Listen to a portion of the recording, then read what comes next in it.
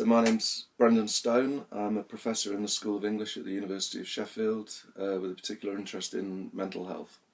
So I run the Storying Sheffield project, which is a project which is based on an interest in life stories, particularly the life stories of people who perhaps have been marginalised or excluded in some way, and using kind of interesting ways to elicit and produce life stories.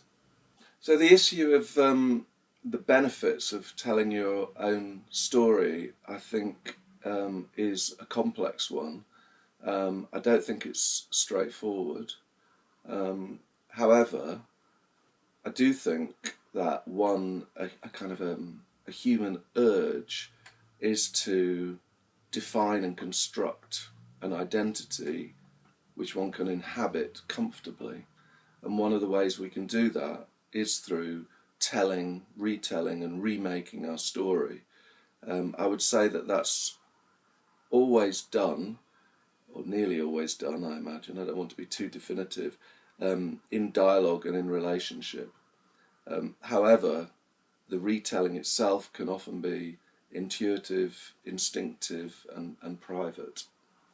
I'm kind of interested in what happens when we hear other stories. And the way I think about this is that in order to story our own lives, to tell and retell the story of who we are, we need resources with which to do that. And those resources include the stories that are out there, the way others perceive, conceive and construct their lives. So that's why I said earlier about the necessity of telling and retelling within relationship and dialogue. One of the big influences on me has been the French philosopher and theologian Paul Ricoeur. And in his non-theological work, he talks about and describes a model of human identity as this storied and storying process. For Ricoeur, the material we draw on in order to story ourselves is in part cultural.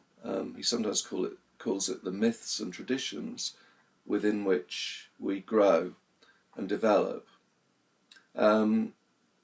So a human being, when they wish to address who they are and perhaps retell the story of who they are, has available to him or her a large amount of resources which is out there in culture. The stories, the narrative forms that are out there.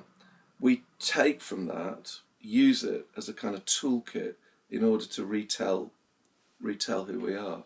I mean, obviously the Bible in the West is and other parts of the world is a huge resource for many of us to reconstruct the story of who we are. There are all kinds of interesting narrative forms within the Bible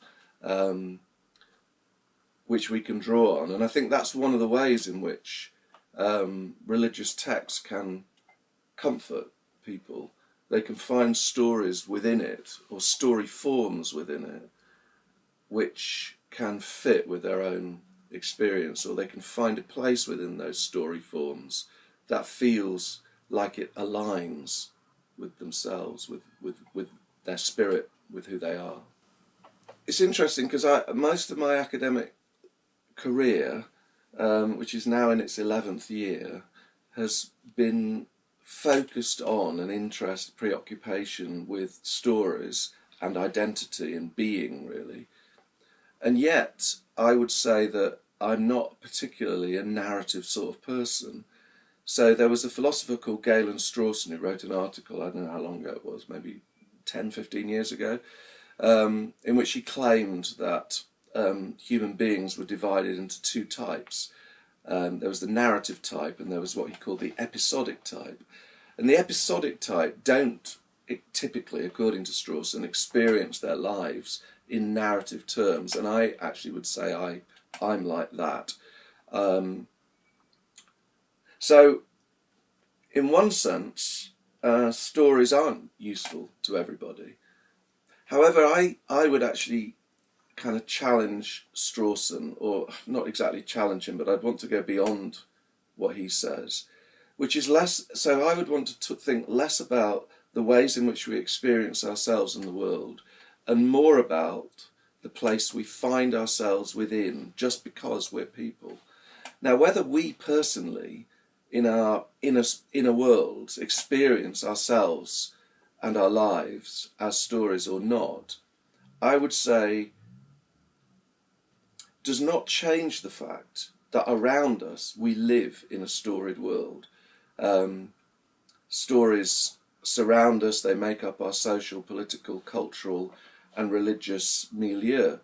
And we have to inhabit a world in which sense and meaning emerges out of the telling of stories.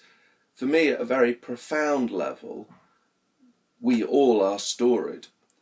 Even if you have significant cognitive impairments, for instance, if your memory is damaged in some way and you're only able to remember things for a very brief period of time, which in and of itself would seem to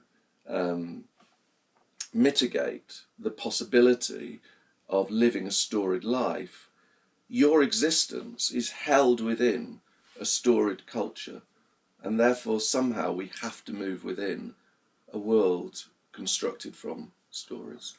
I don't think stories are an unmediated good thing, and I think there are many instances where people's life stories, especially people who have been in some way marginalised, excluded or stigmatised, are used in quite an exploitative way. One has to remember that a life story, a story of who I am, is something very personal indeed. And the context in which the story is produced and what happens after it has been heard need to be right.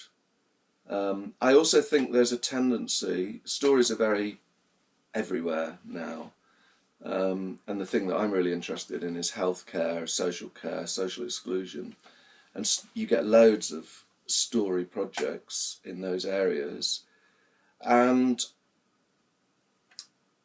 sometimes I have the sense that only certain narrative arcs are permissible. So in mental health, which I'm interested in, there's lots of story resources out there on the internet, films and text and what have you. And quite a lot of them seem to conform to a certain narrative arc, which is roughly along the lines of things went wrong, things were very dark, I began to get help, and now my life is okay with a bit of help, that sort of thing. And for some people that's probably true, but for most people I would suggest it's simplistic, and there's a danger if one feels that one's story doesn't conform. In my academic work, especially when I'm working with people who don't have a lot of resources available to them, people who may have experienced a lot of mental illness over decades perhaps, and have experienced a lot of exclusion and marginalisation, to try and use stories to help people retell a narrative in which perhaps hope can be located somewhere. I would draw on my own experience and use stories from my own life on occasion, but I'm always very cautious about how I do it. So it's easy to think that through sharing stories we kind of emerge onto a similar sort of plane of existence. So I take off my professional trappings of my kind of, I take off my privilege, my social capital, and I make myself vulnerable by sharing some story from my own life. But I think that's naive. I can't divest myself of the relative privilege I enjoy as a, as a person with a salary and a title and all the rest of it. So while I think it's a good thing to trade stories, I think we have to be very self-aware and self-critical of how we do it and why we're doing it.